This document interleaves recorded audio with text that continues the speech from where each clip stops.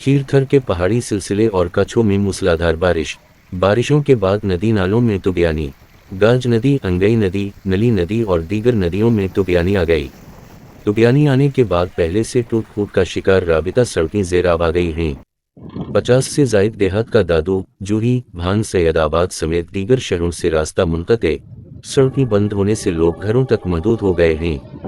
इलाका मकीनों के मुताबिक गुज़श्ता सैलाब में टूट जाने वाली सड़कें दोबारा तमीर न होने की वजह से लोगों को शदीद मुश्किलात का सामना करना पड़ रहा है। कच्छों में इलाज मुआलिज की सहूलत न होने के बराबर है।